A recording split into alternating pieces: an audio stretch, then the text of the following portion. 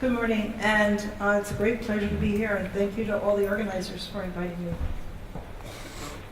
I want to talk about this folding 1,000 paper cranes, which all of us know as a story of Japan, and it's particularly a story of a young girl named Sadako who had leukemia in the aftermath of World War II and who wanted to live, and so she knew this tradition that if you folded 1,000 paper cranes, you would get a miracle.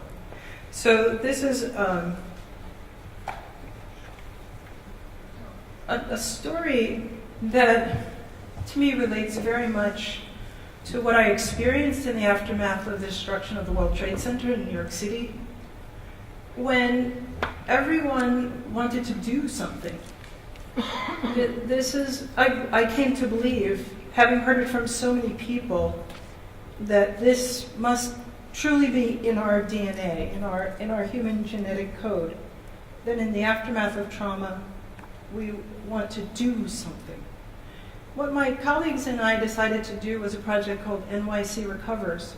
And it happened that lots of people who had been employed downtown had no work to go to because their buildings had been destroyed. And one of them was a designer who made this logo for us. And I just want to point out two things about this logo. One is the heart in the space of the World Trade Center. And the second is that the city is in gray and nothing is connected. And this is one of those geniuses of designers, of artists, that they can represent for us what we feel. And so this was what we wanted to do something about, this space which we were holding with our hearts, and this terrible disconnection. One of the things that we know as scientists, I'm a psychiatrist and a researcher, I was then at Columbia University, is that the city is a single ecosystem. But in the presence of many kinds of problems, the city can fall into pieces. The city can be fractured.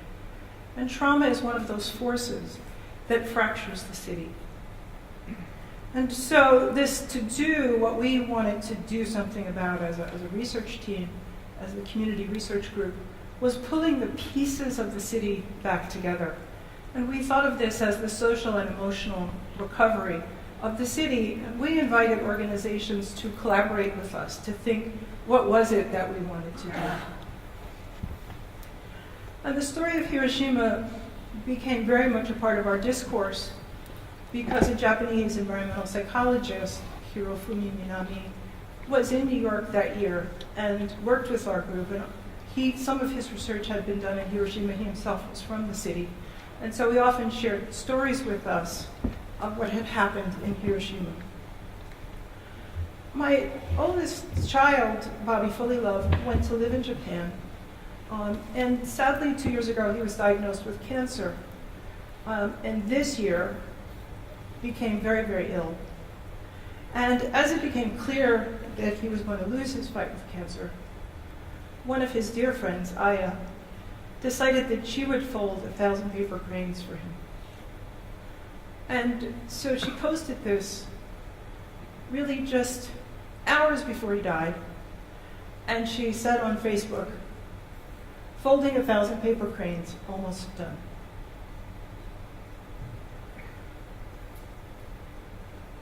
And it seemed to me, as the mother, also hoping for a miracle, that I had never seen anything more beautiful.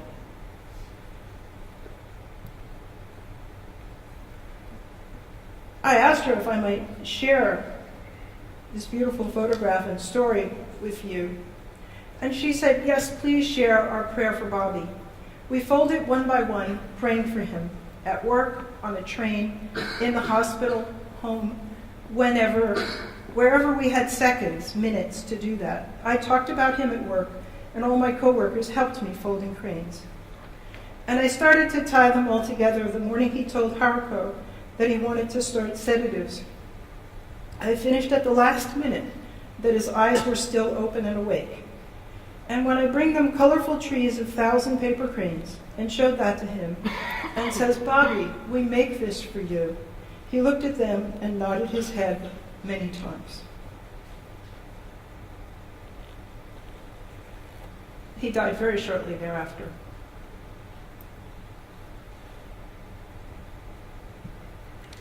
But I think that it's a miracle to be so loved that your friend would fold 1,000 paper cranes.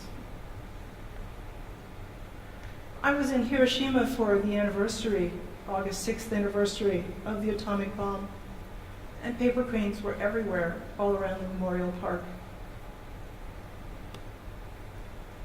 Indeed, Hiroshima sent many paper cranes to New York for the first anniversary after 9/11. And this is not a simple task. This is what you have to do to fold a single paper crane. To fold 1,000 is a project of love, of devotion. It's doing something in the face of perhaps a hopeless moment. But we never know what the miracle might be. And that's what's so interesting, is that we fold the paper cranes with a particular miracle in mind. But there are infinite possibilities of what the miracle might be. And perhaps the miracle of Aya's 1,000 cranes is that someone here will hear the story of her love for her friend, or someone somewhere will hear the story of her love for her friend. And that will have an effect, though it is many continents away, many years away. We don't even know. When we started to do the work of NYC Recovers, thinking about the fractured city, as a research group of minority researchers, African Americans and Hispanics, we were very clear that the fracture related to 9/11 lay on top of other kinds of fractures. The fractures of racism, which are so important in American society. This is a photograph from an African American neighborhood called The Hill, which is in Pittsburgh, Pennsylvania. And this is a theater that was a very important theater, as fabulous as the theater in which we find ourselves today. And taken the same day is this photograph from another neighborhood called Shadyside of the Apple Store. And these two photographs, The Hill and Shadyside, represent the ways in which American cities are stratified, physically and socially, and resources are distributed along these lines of stratification. This is not a new phenomenon. This goes back over 100 years. One of the key moments in this stratification of the American city was a project of the United States government in the 1930s called Redlining, in which surveyors were sent out into 237 cities to look at various features of the city, basically what were the races of the people who lived in different neighborhoods, and what were their incomes, and what was the state of the buildings they occupied. They made a series of maps. These are the infamous redlining maps made by the Homeowners Loan Corporation. And these maps were tied to the banking system. These were secret maps. They were not just publicly displayed. They were tied to the banking system with the idea that banks would make the best loans if they stayed in the areas that were green. And just to tell you what these colors mean, and the first line, you see that says the first grade areas are newer, well-planned, and highly restricted. That means that the people they considered undesirable, so black people, Hispanic people, Asian people, the foreign-born, could not live in those areas, that there were explicit restrictions on sales and rentals to keep those people out. The second grade were blue areas. They were also partly developed and fairly new, but experiencing sales resistance due to lack of one or more of the following factors, including uniform restrictions, meaning that the buildings were not meaning that of the whole, all the buildings in that area, not all had these firm restrictions to keep out the undesirable racial elements.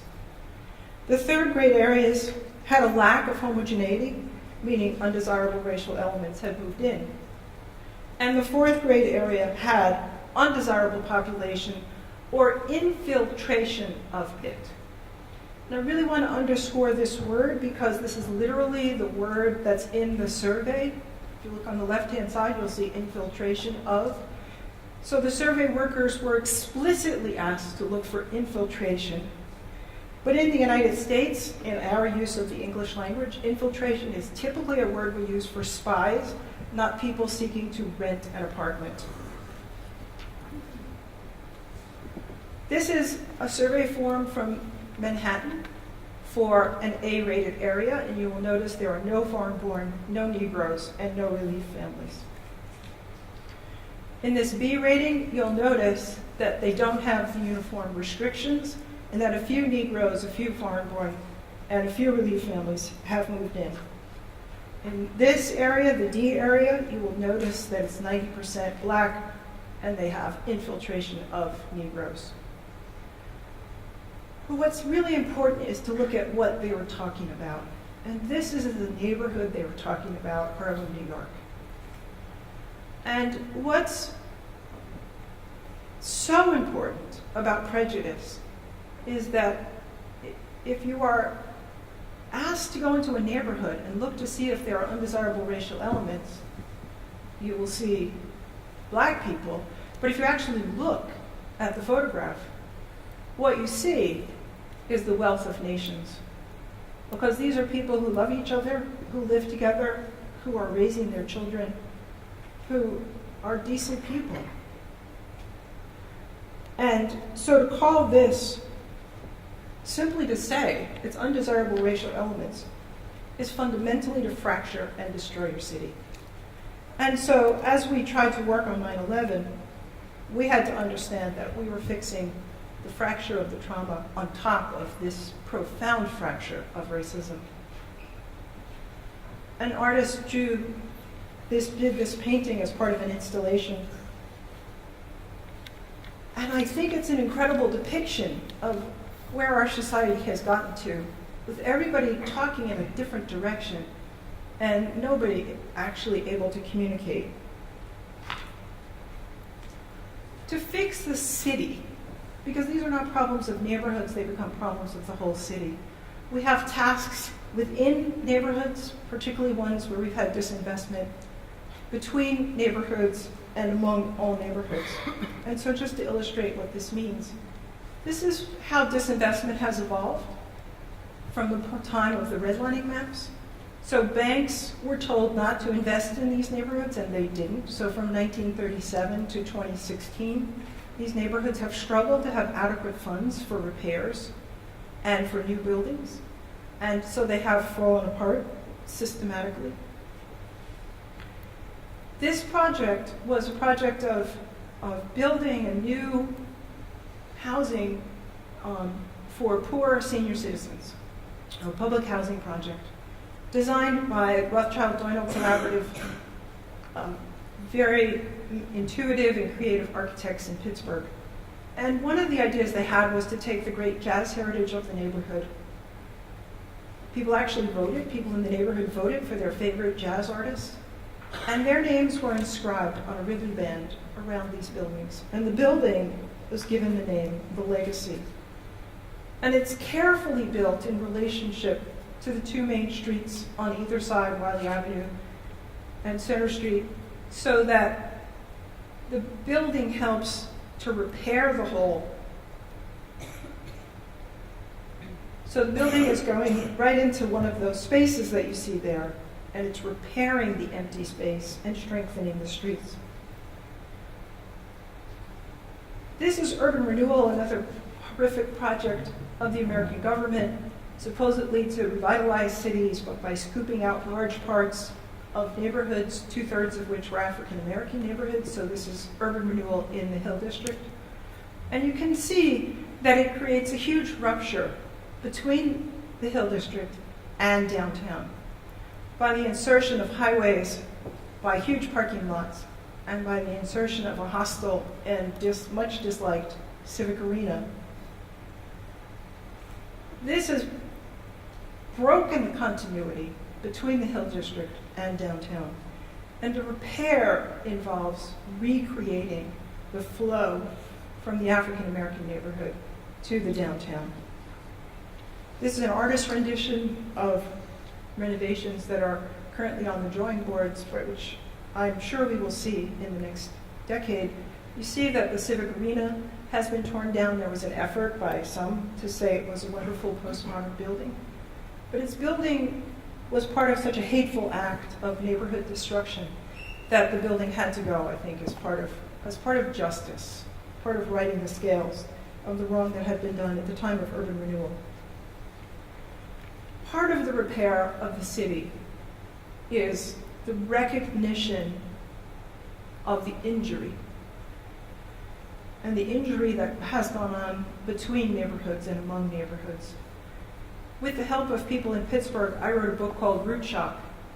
And that book, being about Pittsburgh, became part of helping Pittsburgh to acknowledge what had happened and to think forward with these terrible injuries. In a way, we might call them the terrorism of the state, a term that was used yesterday. How does the terrorism of the state get rectified in our conversations? What is the conversation of truth and reconciliation? And I think that my book, Root Shock, was part of people having a conversation, coming to grips with what they have done. But the next part of the rebuilding is that neighborhoods must be strongly connected among all neighborhoods. As you can imagine, in a society in which we've divided the whole city into green and blue and yellow and red, and we've made it financially risky to let those undesirable people into your neighborhood, and socially unacceptable for people from the wealthy neighborhoods to go to the poor neighborhood. We are so divided, we don't even talk to each other anymore. That beginning to open up a conversation among all the neighborhoods is really the goal of our repair, of the deep repair, of the state terrorism, which is underneath and underlying and present in every American city, and much more dangerous to us than any act of terrorism can possibly be. When my more recent book, Urban Alchemy, came out, people from many neighborhoods of Pittsburgh came to the Hill District. And this is important because in isolating the Hill District with all those highways and that parking lot, they made it so that it was invisible to the rest of the city and people did not travel there. The neighborhood was literally marginalized, even though it was in the center of the city. And so to reopen the decade of really good work of organizers in Pittsburgh to work among the neighborhoods meant that people came to the Hill District to celebrate a book that was telling yet another story about their work. Here, Dan Rothschild was talking about unslumming, and many of the other organizers that I worked with are present in the audience and on the stage. And this is the work among neighborhoods, that we move freely throughout the city and that we have solidarity, that every neighborhood has solidarity with every other neighborhood. You'll remember that this is where we started. This is how we felt on 9/11. At the end of what we call the Year of Recovery, we invited all of our partners to come to a party and to write on a banner that we had made. I kind of expected them to write, but they didn't. They drew and wrote, and this is what they made. You'll notice that every building is now connected, and the space has been filled with stars and love that we are asked to imagine. A city with trees on the roofs and canoeing and circle dancing around a fire. That out of the Year of Recovery and all the activities of social and emotional recovery that our partners had carried out, we had come to this vision of a city that was dancing. This is the great joy. This is the great possibility. This is the miracle. This is a possible miracle of the infinite possibilities that are before us. This is the possible miracle that we can have if we are willing to do this hard work. And I think if we are willing to believe that folding 1,000 cranes is an act of absolute love. Thank you.